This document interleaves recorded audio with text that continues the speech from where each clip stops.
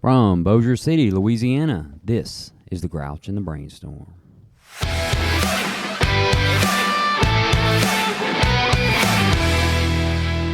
And welcome back, episode 17 of the Grouch and the Brainstorm, and I am Mike.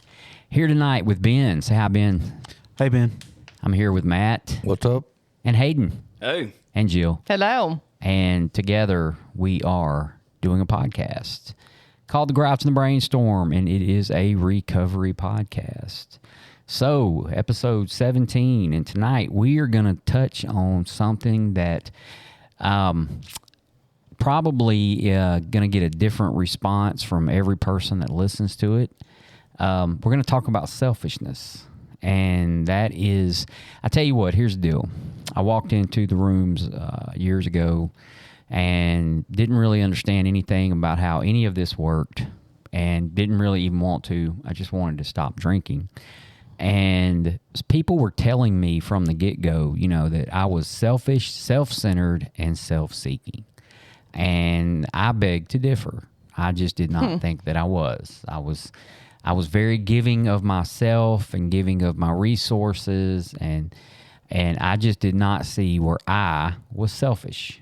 And then I would hear them read stuff out of the big book, and, you know, here's one real quick.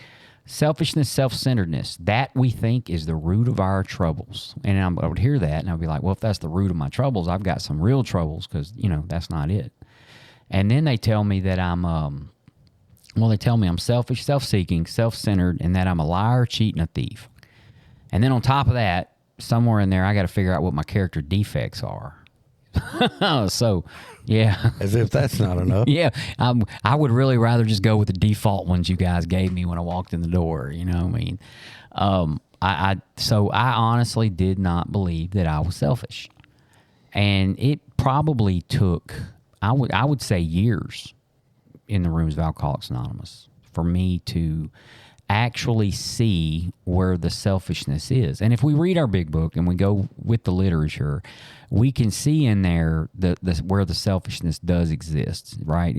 It talks about the actor that wants to control the whole thing, and he's just an actor, but he wants everything to be his way. And it also talks about how we have to be rid of selfishness, right? Or it talks about in the fear inventory, where had self failed us. And so when I put all of the things that together in the book, I start to realize that I probably was selfish. You know, not probably, I was selfish because there were certain aspects of my life that I tried to control and had nothing to do with me. So that means, therefore, my part in that was I wanted something out of something. That was just, you know, how that is. So,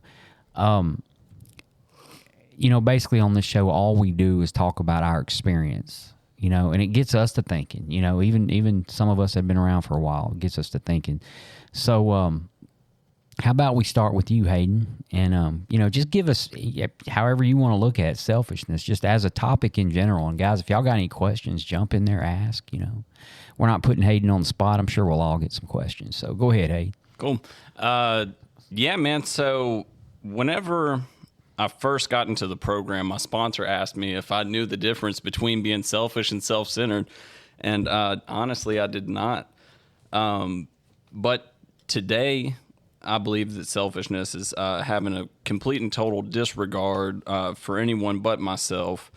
And I had to learn that in the program of Alcoholics Anonymous. That might be common knowledge for most people, but it wasn't for me. And, you know, I've been to treatment a few times, and the word selfishness was one of my best excuses whenever I walked out of the door. You know, I would reintroduce myself into my family life and everything. And I was young whenever I first went to treatment. And one of my favorite excuses was, this is a selfish disease. Oh, yeah. You know, don't take this personally because I'm only doing this to myself. I love that loophole. And you know, Dr. Hayden. Yeah, that's something that I used for an extended period of time. And I believed that, you know, that that to me was the truth. They should not take any of this personally because I'm only doing this to myself. But that just shows you how selfish my mentality was. And like Mike, if you were to tell me that I was selfish the day that I walked in these rooms, I wouldn't have believed that. And he was talking about the actor, and that was the first thing in the big book that ever stood out to me. And this section right here. So whenever it says he may be kind, considerate, patient, generous, even modest and self-sacrificing. On the other hand, he may be mean, egotistical, selfish, and dishonest. But as with most humans, he is more likely to have varied traits. And man, I was at a point to where I was learning a little bit about myself, and I was taking my recovery seriously because I was real bent out of shape this last time I was in treatment. And whenever I read that, I really didn't know how to be honest with myself, but I could kind of see it. You know, that was one of the first things that I ever related to in the big book. And, you know, on reflection, I could see a little bit of my selfishness. You know, more was to be revealed. And now I can see it in pretty much every aspect of my previous life. But, you know, it took getting into the program of Alcoholics Anonymous to even identify any of these things. You know, I say it all the time. I was just delusional for so many years. There was a complete disconnect between reality and myself. I truly believe that I was a decent human being and that everyone else was just out to get me. And that was my perspective for many years. But today, you know, I've definitely identified that I'm a selfish human being. But, you know, I know a little bit more about what to do with that. I have to do quite the opposite of that if I want to have a successful life emotionally and just, you know, overall. Whenever I'm worried about myself constantly, I get stressed out. Mike said it the other day, and I've never thought about this concept so plainly, but you know, stress is either from something that I need to do and haven't done yet, or something that I've done that I need to make right. And whenever I'm under stress, it's always because I'm thinking too much about myself, and I just need to do something about it. And I guess that's all I got on selfishness right now. Selfish and thinking about yourself all the time literally carries a huge weight, right? Sure. Everybody's thinking about me. Everybody's, you know, I've had bouts where I didn't want to get out of my car and walk in a store, right? Because I think people are going to be looking at me. You know, like, who the heck am I? You know, I mean, seriously, you know, and I didn't do that. I didn't go in the store. I actually just left and went to another one that didn't have people hanging out front. You know, another thing we tell ourselves, you know, I can't speak for everybody. One of the things I told myself, though, was all I do, because in the last, I would say year, maybe two, I was solitude pretty much. I didn't go anywhere, do anything. But, and that was it. I don't go anywhere. I don't do anything. I don't have anything to do with anybody. I'm not hurting anybody but myself. And alcohol has a way of wearing down your self-esteem. It has a way of making you think you're garbage, right? And you're thinking from the alcoholic perspective, you know? But truth is, there are people who love you. There are actually people who give a crap about you. They don't understand you. They may not be able to figure you out. They may have to distance themselves in order to maintain their own sanity, right? But when I think about me and I use that excuse, you know, I'm not bothering anybody. It's just me, you know. But then I have this mom and dad who really do love me. I mean, they've proved it that they've loved me. They've been there for, you know, however long. And I was sitting here thinking about, that's what made me think about my mom and dad's anniversary is today. So I forgot to text them. I had to shoot them a text, tell them happy anniversary. They've been married for 51 years today. Wow. Yeah, that always tells me I'm coming up on a 51-year anniversary, a birthday in about 9 months. But 9 months to the day. That's old school right there. But, you know, even kids, you know, we have kids and, oh, they're just kids. You know, I'm not hurting anybody. And that is selfish behavior. Thinking people don't love me, it is selfish behavior. Thinking people don't care about me, selfish behavior. You know, and then that might be the opposite of what we define as selfishness, right? I mean, I don't want to say opposite, but may kind of not coexist in the same category. But the truth is that is selfish, and it's very hats off. It's a heavy burden. Being the most important person on earth is a huge load to carry. Sure. What do you think about it, man? Well, I used to think as far as selfishness, and I'll talk about self-pity a little bit too, but with selfishness, I used to think, oh, well, I'm hanging out with these people. I'm throwing this guy a couple bucks and I'm, he needs this or he needs that. All that was me justifying being a total douche. Yeah. And I'm like, I gave that dude $20. Well, I'm a good dude. And then I'm like, hey, everybody, I gave that dude $20. Yeah. Y'all need to know how great I am. And it took a little while. I thought I was just the greatest thing since sliced bread, man. I'm like, yeah, none of my friends are like that, and I'm like, being generous in order to get credit or being whatever, someone might need when I felt like it, in order to draw attention to it. And that's as selfish as it can be. And, I got in here and I got in the rooms and I got around people that live this way. And I realized like the unselfishness of people doing things just because it's the right thing to do without any, wanting any credit or almost avoiding there being someone catching them doing it. You know what I mean? And when I started seeing things like that, that's what Alcoholics Anonymous has done for me, has not been it's been the examples that people have done and that I've seen, and it hadn't been so much the words, but actions. And I just kind of, I don't know, it sort of changed my way of thinking, and I reflected back on that. And the self-pity thing, I heard a song one time called "Why Does Everybody Want to Kick My Ass?" And I was like, yeah, that's my song. Why is everybody after me? And the song was about the guy partying and tearing up people's yards and having a good time. And I was like, that's me right there, and I'm like, why is everybody hating on me, dude? I'm just having a good time. And I realized because I'm an idiot. Where did you hear this song, man? It's Big and Rich. He made it. Oh, really? Yeah, it's called Why Does It Eat? I mean, he's talking about doing donuts in the yard at a party and the cops want to beat him up and, Zeppelin's playing loud and he's like, I don't know why everybody's trying to, rain on my parade. But, that's what I felt. And then I realized, hey, you're doing things that are causing people to react. You're out having a good, at first it was out having a good time, or so I thought, but then somebody's suffering because of that. This wasn't whether it was a child or a spouse or whatever it might be, there was a negative reaction to that it cost somebody else for me to be doing what I was doing.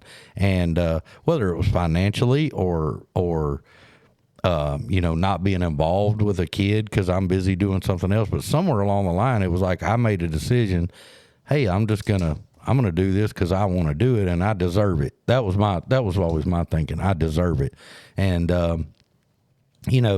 selfishness and 5 years, a little over 5 years in, that's one of those character defects that just, it's like whack-a-mole. It's just constantly popping up and I have to constantly work on that. I was going to be one that I asked you, and I'll ask Hayden later, but do you still think you're selfish? Oh yeah, absolutely. And, but today I know I am. So yes, that's the difference. Not guilty. Yeah. I know I am. Convicted. So I go, hey, you're a idiot. Why are you're a jerk. And so I approach things different and I go, hey, let's not be selfish on this, instead of, in the past, it was the opposite way of thinking. I'd rather know I'm something and be able to kind of work on it than just deny it. So, there's no doubt about it. I mean, well, when you got to the rooms of AA, did you hear anybody say this is a selfish program? Yeah, and so you're on the right because so I got in here and they're like, hey, it's all about everyone else. You help others, you do this, you do that. And I'm like, okay, cool. And then they're like, tell us all about you, and let's talk about you. And then it's your recovery, and it's all of a sudden it's all these me things, and I'm like, well, wait a minute, am I supposed to help others, or am I supposed to and they're like, you have to guard your recovery. It's the most important thing in your life. And I'm like, wait a minute, it can be a little confusing, but hanging around in here and being around folks that have been doing it a little while, I realize, as far as my recovery, yeah, it is important because I have kids that depend on me. I have people that depend on me, employers, and all types of things. So if I'm not doing that correctly and doing what I'm supposed to do, it affects all those other people. So it's selfish of me not to do the things that I'm supposed to do. If somebody had, a disease, they had cancer, and then the doctor says, hey, you do this, this, and this is the treatment for it, you'll be able to put it in remission. If that person said, you know what, I don't care, I'm going to let it go. Well, yeah, they're hurting themselves, but who they're really hurting is all their loved ones who have to sit there and go, this dude has got a treatment plan. Now we have to watch him die. It's dragging on everybody else, so it's the epitome of selfishness. And, that's just where I came to go with it. And, it's just not selfish when I see the benefit in other people. It kind of, I can start to see that, but I don't know if that helps. So yeah, I was a little confused coming in, so, but, So what do you think about now? Like when you think about, because surely you still hear it, maybe it's background noise, but do you still hear in the rooms, this is a selfish program, but we're working on being not selfish. What do you think of when you hear that? Well, and that's kind of what I think of when they say it's a selfish program. Ben and I were just talking about a sponsee deal right before we walked in here, and it sounds kind of cold if you're not familiar with what we mean by it, but that's their recovery. They've got to do the things to take care of their recovery, and I don't know that that's selfish. I don't know saying it's a selfish program is maybe the right phrase, because you have to maintain this, and the rent's due every day. So, if I get up in the morning and I go, I'm not going to talk to my sponsor today, and I'm not going to a meeting, and I'm not doing all this crap, that's me. There's all y'all on the planet would help me if I was in a bind. But if I choose to I'm not doing any of that stuff, that's my recovery. I got to get my butt to a meeting and do the things I'm supposed to do. And there's a ton of people available to help, but the action and the start of that has to start with me. And so, yeah, sometimes it is, it can come off as selfish, I think, to people maybe not familiar with alcoholism and familiar with recovery. Maybe it can. My ex-wife, I know she kind of would say stuff from time to time. Why do you go to so many meetings? And I'm like, why don't you go to more? That was my response. So, but I actually battle this with my sponsor, or not with my sponsor battling it, but talk to him. And I'm like, hey, I'm kind of getting a guilt trip about why are you going to a meeting every day? And I'm less than a year sober. And, he's like, let you do your recovery, whatever you think you need to do, let her do hers, and whatever that needs to be. And so I did, and I'm glad I did, because it's the work there is coming to fruition, So, but yeah, I think when I hear you talk about how you see it now, that makes more sense than maybe being that newcomer just sitting in the room and hearing someone say, we talk about how selfless they are, but yet this is a selfish program. When it comes to my recovery, I have to guard that at all costs, no matter what, if I'm going to stay sober. Only this is my recovery. Nobody else's. My sponsor is not going to keep me sober. AA is not going to keep me sober, right? I am responsible for my recovery, so I have to be very selfish when it comes to recovery. I also have to be selfish when it comes to, the whole, I'm 1 month in and everybody's going to a bar, sorry, sure. But I can't go, I can't, I'm not going to be able to make that, I hope you guys have a great time. I'm going to go wherever, go to a meeting or, But that's also another aspect you have to be selfish in. But I can see where that is confusing to the newcomer. We had a thing last night. We didn't talk about it, but I thought about it on the way home last night. And I'm not going to even say anything, but in general, but there was a person that's a newcomer that was talking about, I need a sponsor real bad in the meeting. I knew where I was when I got here. So if I needed a sponsor real bad, guess what? We're going to blockade the door. Yeah. And I'm going to ask every person walking out of there, man or woman, will you sponsor me? And somebody's going to tell me, yeah. I'm not going to just sit and wish on, I wish a sponsor would fall in my lap. It's not going to happen, But that's also, I think we get to that point, and I was terrified, man. I asked Bobby 2 days I'd been here maybe. And my only thought, I always say that, is I looked over at him. I watched him for one meeting, and the second meeting I watched him, and he had raised his hand to sponsor, and all I thought was, he don't look like a serial killer. I'm going with it, and that was it. So yeah. That was my only requirement. I mean, and there's even the few that do look like serial killers. Might turn out to be may be okay. It may be okay as far as sponsorship. As long as they don't need you to haul blue barrels out of their apartment or something, I guess you'd be. Come see me and bring your shovel. You don't want to deal with that. Yeah, but service work. Service work. Bury the bodies. So but and there's also, we can take things. If you're anything like me, anyway, I don't want to say we, but I see these amazing results really fast, right? And so I'm trying to not be selfish and give everybody some of whatever I can, my time or whatever it is. But I also see these results happening really fast. I'm an addict. I get addicted to feeling good. And so I start going to 3 meetings a day, every day, and denying my family that time that should be theirs. But I've got that loophole. Guess what? I'm selfish, but I have that loophole. My sobriety belongs to me, and I've got to be selfish about my recovery. So I can be selfless about everything else, but I got to be selfish about my recovery. And in that, we in turn can be selfish, denying those people that care about us, And I guess the reason I say the things that I say in here is because it's almost unfathomable. Whatever the word is, it's almost unreal that people really do love us, or me. I didn't honestly think anybody, and honestly, that ain't even self-pity talking. I just did not think anybody wanted anything to do with me. Why would they? Look at my actions while I was drinking. Sure. I'm not, you don't want to hang around this cat. You got to either, you're either babysitting him, keeping him out of jail, or, being assaulted yourself, trying to deal with this guy. Why would I?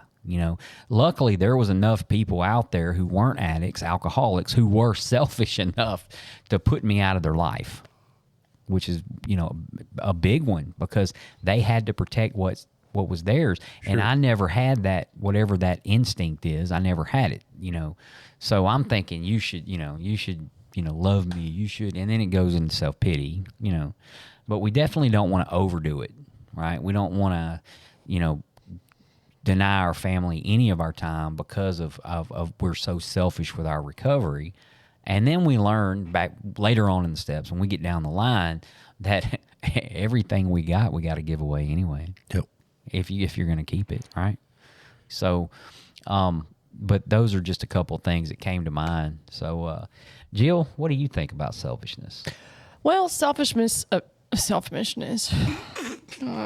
Jill just woke up like 30 minutes ago, y'all.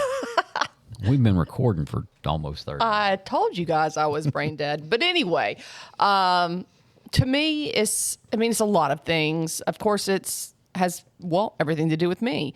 It's about my motives. It's about my ego. It's about, all kinds of, just all of that. What's in it for me? The whole reciprocity of everything. But it's more like me not giving as much, but what's benefiting me out of everything. And when I look back at my life, of course, yeah, when I came in, I was like, yeah, I do things for people. I'm kind. And I mean, of course, I have my moments. But, you know, when I had to break all that down, I mean, it was just rather disgusting. And I remember doing that in Family Day. And my counselor was like, you held your whole entire family hostage. I was like, excuse me? I don't own a gun. Moi? It was me? But, what? And so it took me a while to think about that because I was kind of exposed to how selfish I was pretty early on. And I still was like a really foggy-headed. Maybe I just shouldn't talk tonight. Foggy-headed. And Foggy-headed is a group, isn't it? Foggy. dude, Slow ride. and when I think about it, when I go throughout, you know, my life and when this started, I can see how that aligned with my self-pity. And if you think about the word self and pity, that's all about you. And to me, I was the worst case scenario in everything. Oh, poor me.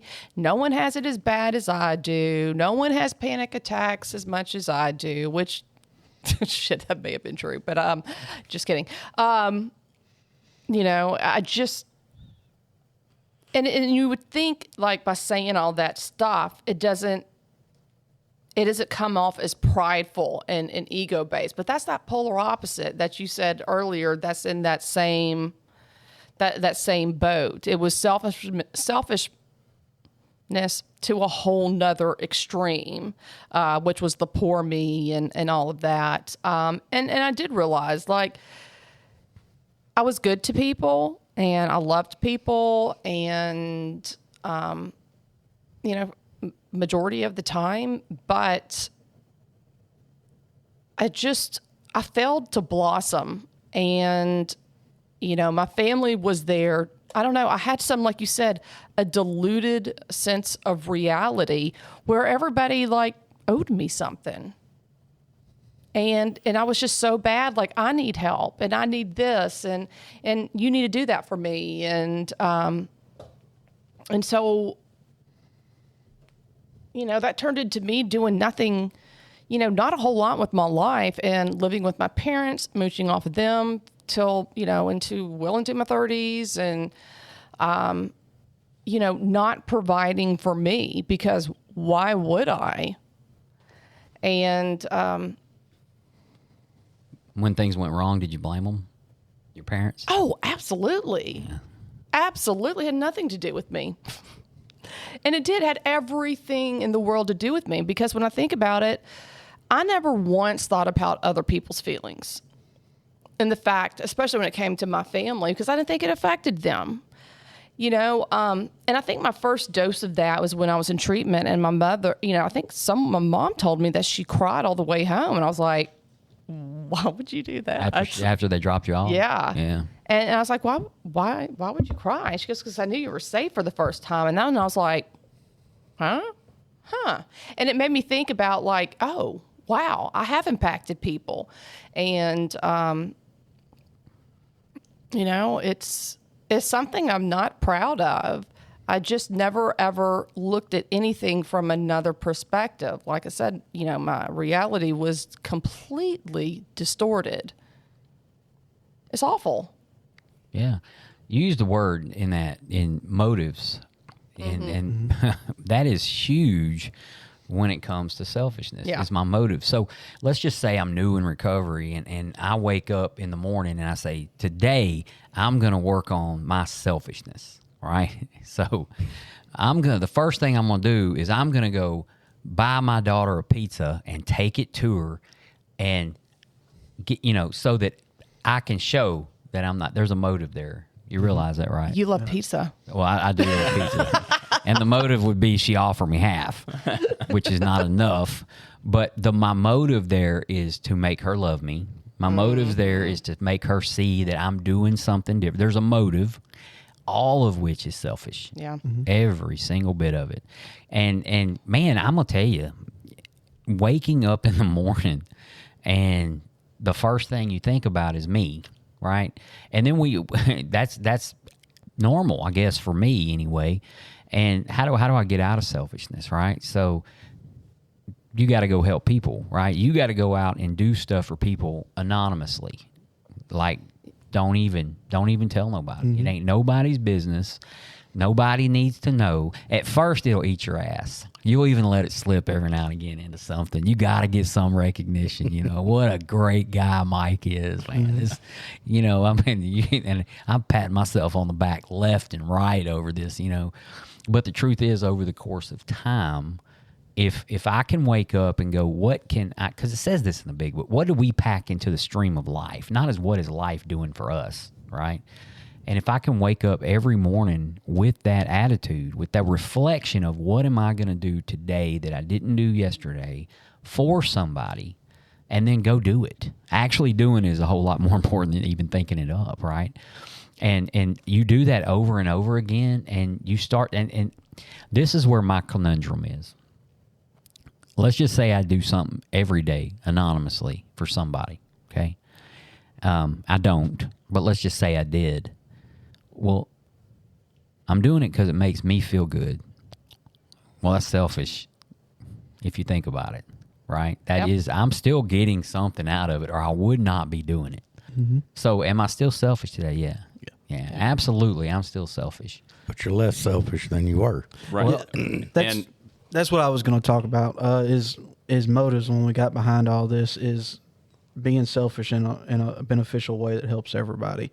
I mean, I don't think we're ever going to get away from being selfish, but being selfish, not because you want to be the light of the party, not because you want to be Superman and save everybody, not because of me, just because of because we need to get through this. And that's how I look at it, is because most of what I did, my selfishness, is because I wanted recognition for everything I did from the moment I woke up to the moment I went to bed. Even though I didn't ask for a lot of recognition, everything I did was purely driven for me to get a pat on the back. I mean, I would do I was a yes man. I did everything at work that was asked of me. Even though I couldn't do everything that was asked of me, I would do it all just because I wanted to be that guy. I wanted to be the rock that place was built on, I guess. And any time that I left, like if I went on vacation, 90% of the time I was on vacation, I was just thinking about how terrible of a time those people were having without me, because there's no way that place could run.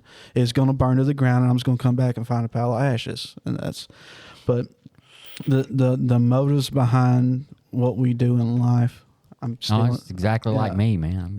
Right. You just described me to the T. The motives behind what we do, and just being good and being nice, and not. It's not about me. It's about getting everybody else along. And that ties in with ego. Jill mentioned ego too. I think the way Cal explained it to me when we talked about all this stuff is, when it comes to selfishness,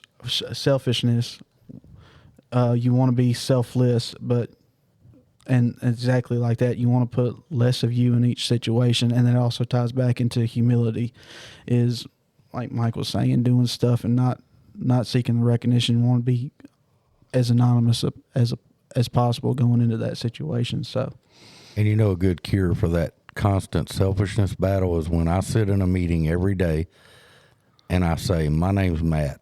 I'm an alcoholic. I'm a drug addict. Guess what? I can't get too full of myself with that introduction every day, because it reminds me constantly, this is what you are, brother. Good or bad, little bit of this, little bit of that. But that's a real good way of making me go, hey man, you ain't the deal here. So, I've had people ask me on talked about sponsoring, and they didn't do it. And I remember them nose in the air, like, I don't belong here. I don't this, I don't that. And I looked at them, I said, you're a drunk. You ain't no different than, we all got the same issue in here, and it don't matter if you're president of the United States or, whatever. You're just an alcoholic. That's it. I mean, and They didn't want to accept that. It was, I'm special and it's about me. And I said, no, it's not, so. That was a huge thing, a big lesson to me in recovery, because I was still, even years into recovery, I was still so self-centered and so selfish. I'd gotten to a point where I was miserable in recovery, and my sponsor was like, I'm talking, 2.5 years, maybe 3, I don't know. She goes, like, if you don't sponsor someone, you're going to die. And I was like, I can't help anybody. I am still completely insane. I this, I that, I can't do this, I'm not smart enough. And you see what all those sentences start with? Exactly. And I really believed it too. That's selfish. And I did have some information and some knowledge because I'd gotten that far. But I thought, I was like, again, worst case scenario. And eventually, I started to, and I remember when I first started sponsoring, it like freaked me out. I didn't want people calling me. Yeah, I get it. Oh my gosh. I was like, ew. And I wouldn't answer the phone sometimes because I was just like, I don't want to listen to them. Selfish, isn't it? Why didn't you want to listen to them? Well, because they were like naggy and needy, and I was like, ugh. Yeah, but They annoyed me. because you had stuff going on in your head that you didn't want them interrupted. Exactly. So, Leave me to my pity party, please. yes, I know. Excuse me. And so, I think that's one of the biggest miracles of my program is that I finally got out of self and decided to help someone else. And when I did that, I took this lady through the steps. She had her spiritual awakening, and as a result of that, I had one. And I was like, wow. And it was great because, like, for the first time in my life, I realized I could help someone. Mm-hmm. And I was always the one that needed help, and that has done wonders for me, and this all sounds selfish, doesn't it? Yeah. But I would not be confident. I would not have self-esteem. I would still think I was a moron, which, that's still debatable. But, Well, this is not rocket science we're doing. I know, but And to I think me, when it comes to certain subjects, a lot of us are. I think too, and To me, it was. we've said this probably before, but I want to throw it out again, especially for me. And y'all everybody's along different points of the road in this journey. But this stuff we're talking about, like integrity that we talked about, selfishness, all these things, these principles, this is not a deal. I hope that everybody understands and hears this. This is not a deal of, I'm never selfish again. I came to Alcoholics Anonymous and it cured my selfishness. Oh, goodness. Or I got all the integrity in the world the day I hit the door. No. Well, No. This is a journey. The reason we're talking about these two things leading up to actually discussing step 5 is because if someone out there is sitting and they're thinking about their step 5 and they're thinking about there's something that I'm just not going to talk about, just something I'm going to let go. Maybe the subject of integrity that we talked about on the last episode will jar something in their mind and say, hey, if I don't talk about this, I very well could stay sick. Or something about selfishness. I'm being selfish by withholding this information, and thinking it's nobody's business. Well, if a lot of folks benefit from you talking about that, that's a selfless act. And we have to make sacrifices in AA, right? Sometimes we have to sacrifice our own emotions, right? You want a good lesson in humility. Well, one lesson in humility. I don't know about a good one. Do something you don't want to do. Mm-hmm. Oh, my goodness. Here I am. I'm a 38-year-old ex-party animal, right? Coolest guy on the face of the planet. And I did not want to sit at a violin recital. I didn't want to do that. No, I didn't want to go to watch a play, that someone may be in. I didn't want to do a lot of stuff. And I tell you one thing real quick. I did not want to go play golf with my sponsor and his sponsor. I did not want to do it. I thought, one, their sobriety intimidated me Both of them had many, many years. I think one of them's fixing to have 40-something on the 31st of this month. And then my sponsor had about 18 or so. And I didn't want to go do that. And then the second, they were a lot older than me, and yeah, the cart girl may not, look at me if I'm hanging out with these old dudes, right? And so, but I did it. And it turned into a great gift. It wasn't the gift of golf, by the way. I did not learn to be a pro golfer. Amen on that one. But it turned into this trusting relationship with these two men, and I could go enjoy myself and have fun. And we did not talk about AA out there on that golf course. We didn't quote the big book or any of that, which I was expecting fully. We didn't talk about not drinking. We didn't talk about it. We played golf. They showed me pointers. They showed me how to play golf. They even showed me that they were human beings whenever maybe someone would hit an errant shot and almost hit one of them, right? They showed me a lot of stuff, but I did not want to do that. And I turned them down for the first year, right? I turned them down. I would not go. And then after that, I ended up going, and it turned into probably the one of those single events in recovery, that really, there's another one with a guy named Jay that goes to the Koala Club. And I couldn't have been 3 months sober. Matter of fact, I think I was only a month sober, but I'm not going to go into that. But he started inviting me to go to 5K races, and me and another guy, two of us. He'd been sober since 89, and we're talking about 2011, so it's still 20-some years, right? Unless my math is wrong, it's 22 years in 2011. And he would start talking to me about going to this. I didn't want to go. He had all this recovery, and I went anyway. I just went anyway. And then I'd come up with excuses, well, I got to watch my daughter. Bring her. Just bring her. Come on. She's welcome to come. I'm like, yeah, I'm going to run out of excuses. So I started going, and that would turn into a long-term relationship that still to this day, it just really kind of, it hits home how these guys were reaching out and trying to get me out of self. And I was just refusing to get out of self. Like, hell no, I'm going to go to AA today and not be selfish. I'm going to share. I've got a month of recovery, and I'm sure everybody wants to know how to get a month of recovery. Oh, but man, these are things, doing something I didn't want to do, and it's also an exercise in humility for me anyway. And, too, saying that, for me, the growth in sobriety has been doing uncomfortable stuff. I don't want to read at a meeting. I don't want to read something. I don't want to speak out loud. I don't want to chair a meeting. I don't want to be involved in anything going on. Just head down, blinders on, in and out. And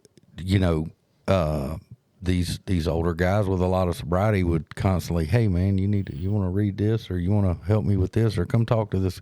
And I'm going, I don't want to do any of that stuff, because it made me uncomfortable. And that's where I've grown in sobriety is doing those uncomfortable, weird, if you want to call it, things that were out of my nature to do.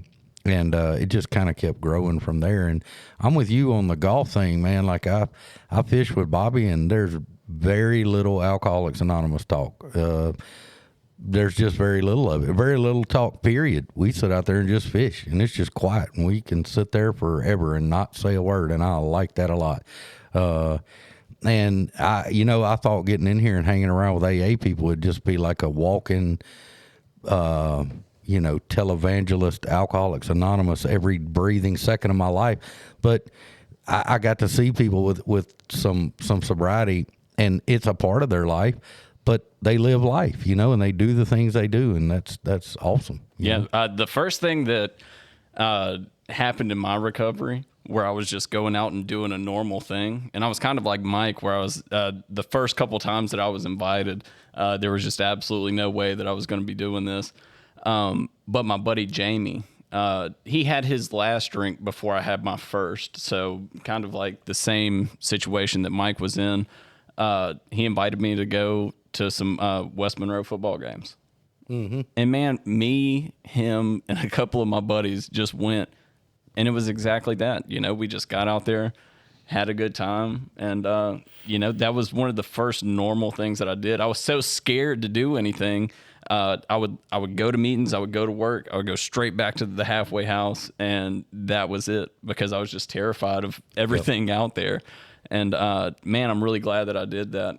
And from that point on, that was something that we did regularly. And as far as like what y'all were talking about a little bit earlier, about being selfish and early recovery, there's that balance beam that we talk about. And, I find myself to be selfish in some aspects of life today, and at home would be the worst one for me. So, there will be times where me and Jenna will get into it and everything, and I want to be right so bad, but not only do I want to be right, I want to be right, and I want her to be happy about it, and that just, it never, Good luck, brother. It never works out for me. It ain't going to. It never will work out for you. Right. So what I'm getting at is, where do y'all have the selfishness really crop up? Like, what aspect of life do you think that happens to you the most? Relationships. Yeah, relationships. I think that would be that, and probably my time. And I don't mean, I don't like using this term, but I can't think of anything better on the fly. But I'm not one of those people that say I'm the type of person, because as the program evolves, I find out I don't know what kind of person I am.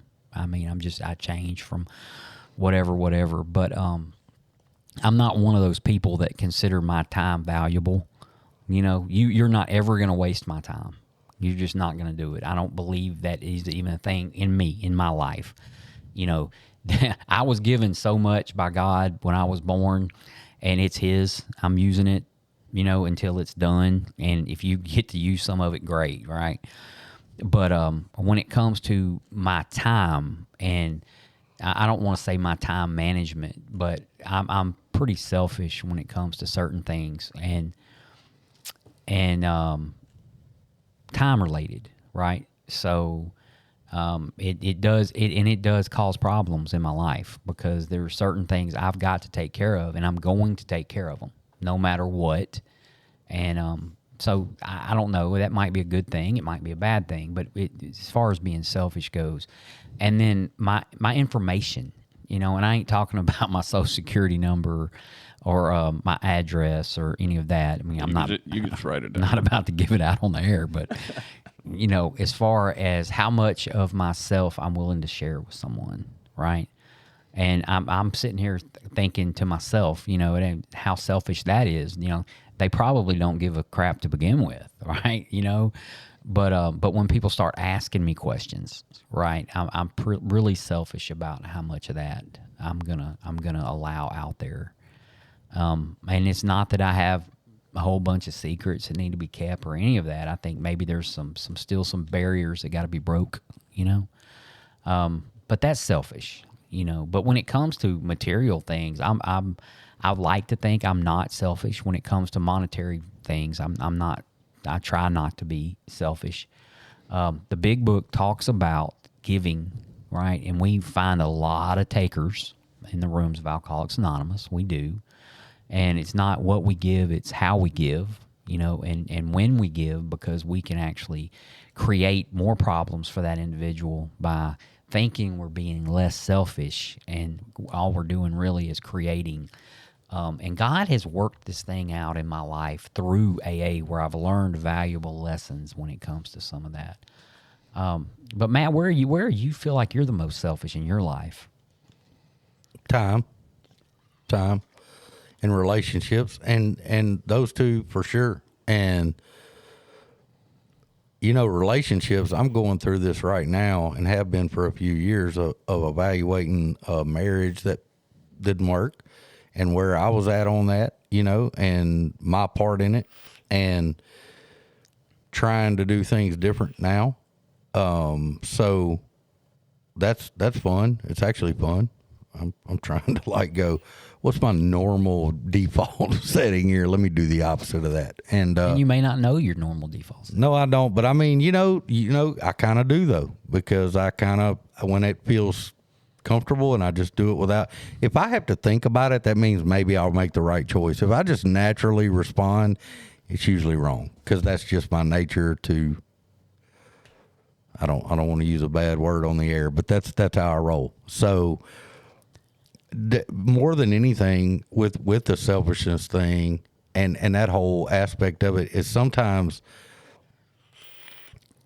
pausing a lot. I do a lot of that and just not saying anything and thinking about the situation, and sometimes thinking about it longer than I should. Or maybe that the person I'm dealing with would want me to, but I feel like I give a better response and I approach it correctly, and I make sure that the angle's not wrong or that I'm not coming at them wrong. Because that selfish, like you're talking about being right, the old or the normal Matt, he's going to pop off and then going to be right, and it doesn't matter what, and he's usually wrong when he's popping off, number one. And so that checking that, things tend to go a little smoother, and I don't have to have that I'm on top of this deal, I'm the winner kind of mentality. And not that I do it perfect, and definitely time though. I mean, I'm not as busy as Mike, but I stay pretty hooked up. And with cell phones, you can really stay hooked up nowadays with work stuff. And it becomes a deal of like, my little girl, when I get home, she will climb up beside me and she sits there, and I'll stretch out on the bed and she'll pile up in the bed. She puts her hand on my stomach and she'll go, so. And when she says so, it's time to flip the phone face down. Don't touch it, because she wants to go on about whatever it is. And I have to go, she's trying to talk to me right now, like wants to talk. And it may be about SpaghettiOs, but whatever it is on her mind. Well, that's important. It is important. Yeah. We had to get some today, by the way. With or without the little Franks in I thought them. you said you only got non-nutritional stuff. SpaghettiOs are like a cornerstone meal of a child. Bro, don't ever carry my daughter in the grocery store, because you're not leaving with nothing healthy, Jack. We loaded up on crap. As it should be. As it should be, yeah. And but I just have to. Today, I'm more focused on. Hey, I know I'm selfish. My kids are wanting me to pay attention here, and I still fight that battle. Like not paying attention, or hey, I'm working right now. That my phone's ringing. Sometimes I just let that phone ring, and I've even told the guy I work for, "Look, man, at so and so time, I'm not dealing with you." So. It's just I have to do. I wear other hats, and it's not just this one. And that other stuff's more important to me than at the end of the day, than a job. So I'm working on it. Yeah, y'all gonna hear me say that a lot. Well, I mean, it sounds like you are, and you're prioritizing life. Yep, trying to. And your kids are fairly young. And hey, and this too. I feel like I'm talking too much, but. It's okay. My daughter, my younger kids, my two older ones are grown. They're out the house. They saw me through the whole addiction thing, and they were raised the whole way in that. My younger kids, I kind of got a shot with them to correct some behavior and them see me correct. Well, my youngest one, Andy, she was too little when I went to treatment to really remember it. So that's basically all she's known, is me pretty much being sober her whole life. And there's kind of been a bond there, and it's almost like God kind of giving me a opportunity to maybe build something more with her than I have with my other kids. And, but even with meetings and talking about being selfish and going to meetings, even when she was 2 and 3, what is this meeting you're going to? What are you doing? Well, and I see this with other people in there too. It got to a point where I went, come on, you can go with me. So now she knows people at the club. She knows Ben, she knows Mike, she knows Bobby, so she's a part of it. And so when I say I'm going to a meeting, she knows what I'm going to do. And that's just a part of now, going, hey, you can go too. This is not and she enjoys it. I think she, for whatever reason, a 7-year-old likes AA meetings, but she does, you know. So, so it is selfish to a point, but at the same time, it's part of my life, and it's part of making her life better in an indirect way. And I want her to be involved in that, and hopefully she'll grow up and go, you know what, my dad brought me around all them crazy AA people, and they were awesome, you know. And he was really working on what he was doing, and maybe in life that'll kick in down the road, you know. So. I used to bring my daughter when she was probably, I would say 11, 12, 13 years old up into the meetings. And, you know, I just listening to Matt talk, and I don't remember how old his daughter is, but I'm going to tell you, there comes a time where daughters, okay, they don't leave per se, but they find another man more interesting than their father, okay?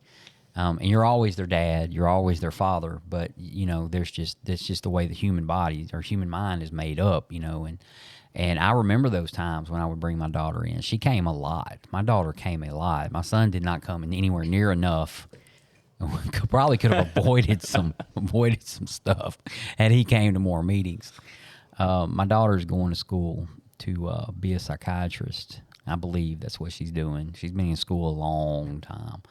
But one of the catalysts for looking into that profession and to begin with was seeing the change. You know, because she was 11 years old when I got sober. She was old enough to know, you know, what was going on while I was drinking, you know. But she's also one of my biggest fans, right? Whenever times were tough, she didn't give up on me, right? I mean, it was headed in that direction because there was really nothing that she could do, right? And then a lot of that was out of her control, period. But, man, just seeing that, and recognizing, hey, this person needs my time. My daughter needs my time, you know. We went out there today. Speaking of how unselfish I am, you know, yeah, I'll spend the next 5 minutes talking about what a great guy I am. That's what y'all Tell us about it, Mike. Tell us. No, and seriously, like today, you know, it shouldn't even be a conundrum in my head, right? So there's still a lot of selfishness there because there was a conundrum. But I went to my son's house, and we had to do some work on his car. And I show up at his house, and you know, his car is the only vehicle there. So I'm like, where's my grandson? And he said, oh, he's over at his grandma and grandpa's house. And I was like, every time I come over here, that boy ain't here. I was sure looking forward to seeing him, you know. Well, anyway, we work on the car, and I really need to get back to work. I mean, I just, you know, I'm right now as I sit here, it's not good. And but I said, you know, hey, how about this to test your car? Let's run up to the Mama and Papa's house. I want to see the boy, all right? You know, but for a split second, I was thinking, I don't have time for this. You know, I don't have time for this. You know, and the world did not stop turning because I went up there today and saw my grandson. Yep. You know, and that's my grandson. He's never seen me drunk. You know, and Lord, I hope he never does. But he has never seen me drunk. And so, you know, there's that time again. You know, do I or don't I? You know, and it doesn't make anybody any less important or any more important. You know, it's just a matter of that. What are you selfish with, Ben? Well, I think we all got time on that list, but shit, I was thinking of something. Yeah, I could tell. It's gone now. Ben's actually one of the most naturally unselfish people I know. Like, this dude is, and I'm not blowing smoke. He really is. Like, he's just that dude, you know? It's like the Matthew McConaughey of unselfishness. Yeah, he really is. All man. right. Just not a. I don't know. It's a scenario talking about the time and everything. Person I'm working for right now, he if he could, he'd have me work 24/7 for him. And if I could, I would, because he'd pay me really well to do it. But I have to. One of the things that got me into the position I'm in was putting too much time, too much emphasis on work and the monetary value that I associated with that, and then the material things that I tried to gain appreciation from other people with that money. But he offered me double time to work today, and I told him no. I have time set aside tomorrow to go meet with a sponsee. I've got personal things I got to get done today.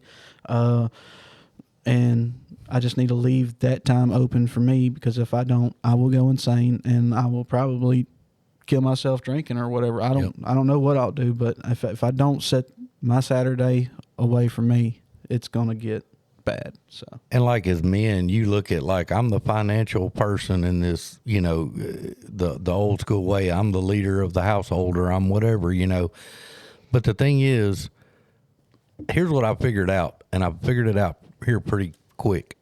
Do I have a pile of money? Absolutely not. Not even close. But God's managed to provide everything I needed so far. And so if me saying, hey, I'm not getting up on Sunday morning and running down to the shop because we tore up something, and this is not a normal work, I work what I got to work. I work a lot.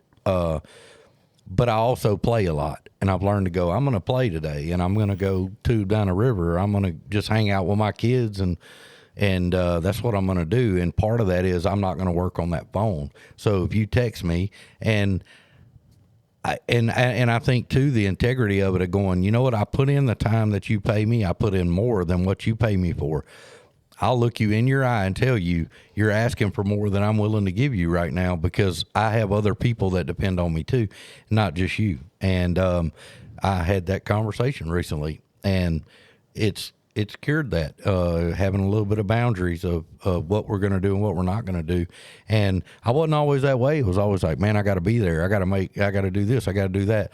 And man, maybe it's just, I don't know what it is, but today, the money just kind of comes when it needs to come, and when it doesn't, it doesn't, and I just roll with it either way. And it's funny too, I had this talk with somebody the other day about the money, and I said, I'm just so unconcerned about it. I'm just not concerned about it, and it's not the most important thing going on for me. And I had a business offer the next day from somebody that was like a pile of money, and I was like, nah. And I just went on, and I was like, see, that's how God rolls, man. Like, I could care less. And it's So awesome. was that a test? Was that I think it was just God saying, I got it. Don't worry about it. And, and I don't. I just don't. And, man, I mean, there's a lot of things I don't worry about, now. But I don't know. So it's a good thing today. Good thing today. So.